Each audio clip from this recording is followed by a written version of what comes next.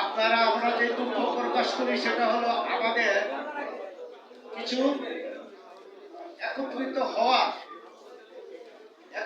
না হওয়ার কারণে। একত্রিত হতে পারলে আমাদের সংগঠনটা যদি আমরা ঠিকমতো দাঁড় করাতে পারি, আপনারা সম্মিলিত ভাবে যদি পারেন, তাহলে হয়তো এটা আমাদের প্রধানমন্ত্রী দপ্তরে যাবে, ওনার কলেজে পড়বে।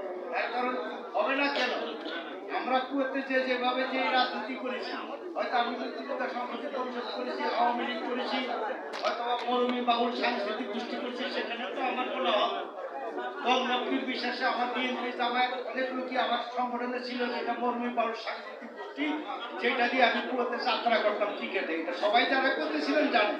আজকে আমি খুশি হয়েছি আমার ওইসব বন্ধু বান্ধবরা যারা নেক মোহাম্মদ, তারপরে জাহাঙ্গীর বাবলু বা আমিও লেখালেখি করেছি, আমরা এক একজন এক এক দায়িত্ব পালন করেছি। কিন্তু আমরা যখন শিডর আসলো, আমরা সেদিন আব্বাসিয়া পার্কে বিভিন্ন সংগঠন, যেমন আমি মরমী বাউল সাংস্কৃতিক গোষ্ঠী থেকে একটা যাত্রা নামাইলাম, অন্যান্য অনুষ্ঠান করলো, কোনালের আব্বাস ঋতুরাঙ্গা দিয়ে একটা অনুষ্ঠান করলাম, বিভিন্ন ভাবে আমরা অনুষ্ঠান করে আমরা প্রধানমন্ত্রীর দপ্তরে আমরা কিছু সাহায্য সহযোগিতা করলাম।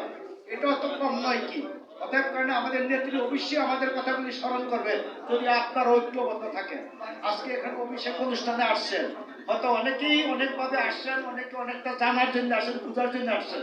এখানে বুঝ এবং জানাটা আপনার মধ্যে নেবেন, নেওয়ার পরে সবাই একসাথে যার যার মোবাইল নাম্বার নিয়ে টেলিফোন করে একসাথে হইয়া সময় মতো আসেন, এই সংগঠনে দাঁড় করান। আমাদের প্রতিমন্ত্রী আপনাদের সিলেটের, আমি যারা সিলেটের লোক আছেন আমি তাদেরকে অনুরোধ করব, আপনারা একটু দয়া করে আমাদের ভাষা ব্যবহার করে তাদেরকে একটু, আমাদের প্রতিমন্ত্রীকে আমাদের জন্য কাজে লাগান। এই কাজটা আমাদের ভবিষ্যতে আরো বাংলাদেশে অনেক লোক রয়ে গেছে যারা বিদেশ থেকে আসছেন, অনেকে দিনাতিপাত করছেন, দিন যাপন করছেন খুব কষ্টে। এটা আমার চোখে পড়ে। হয়তো আমরা যারা ব্যবসা বাণিজ্য করে আছি ভালো আছি, কেউ খারাপ আছে ভালো আছে, সেটা এখান থেকে তো আর বলা যাবে না।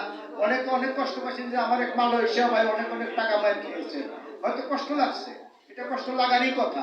এখন এই কষ্টগুলি আমাদের প্রধানমন্ত্রীর কানে পৌঁছাতে হবে এবং প্রতিমন্ত্রীর কানে পৌঁছাইতে হবে, তাহলে আমরা প্রবাসী কল্যাণ মন্ত্রণালয় থেকে আমরা কিছু না কিছু সাহায্য পাবোই না কেন, যদি আমরা ঐক্যবদ্ধ থাকি। আমি ওই আশা ব্যক্ত করি আপনাদের কাছে, ওই অনুরোধ করি, একসাথে থাকেন। হীনমান্যতা কেউ রাখবেন না যেন আমরা আওয়ামী লীগ করি, কেউ বিএনপি করি, এটা আমার দেখার বিষয় না। আমার দেখার বিষয় যে এটা প্রবাসী কল্যাণ সংস্থা, আমরা সেটা এই নাম দিয়ে যেন আমরা আগামী দিনে এগিয়ে যেতে পারি ঐক্যবদ্ধ হয়ে, সে আশা রেখে আমি আমার সামান্য কিছু কথা বলার জন্য সুযোগ দিয়েছেন আমার নজরুল ভাই, আমি ধন্যবাদ জানাই তাকে। আমার সামনে বসা আমার খুব ভালো বন্ধু মানুষ, হাসতেছে। ধন্যবাদ ভাই, আমি খুশি যে যারা নতুন আসছেন। আমি রহিজুদ্দিন সরকার, বীর মুক্তিযোদ্ধা রহিজুদ্দিন সরকার। আমি সবাইকে আবারও আমার ব্যক্তিগতভাবে অন্তরস্থল থেকে সালাম জানাই। ভালো থাকেন, সুখে থাকেন, আবার যেন দেখা হয়, এই রূপগুলি যেন দেখি। হয়তো অনেকের চেহারা পাল্টে গেছে, বয়স হয়ে গেছে, অনেকে অনেকভাবে আমরা পরিবর্তন হয়েছি, তবে ওই কথাগুলি স্মরণ আসলেই তখন আমরা আবার সে আগের মতো ঐক্যবদ্ধ থাকতে পারবো, একে অপরকে কাছে নিতে পারবো। এই বলে আমি আমার কথাগুলি এখানে রাখি। ধন্যবাদ সবাইকে।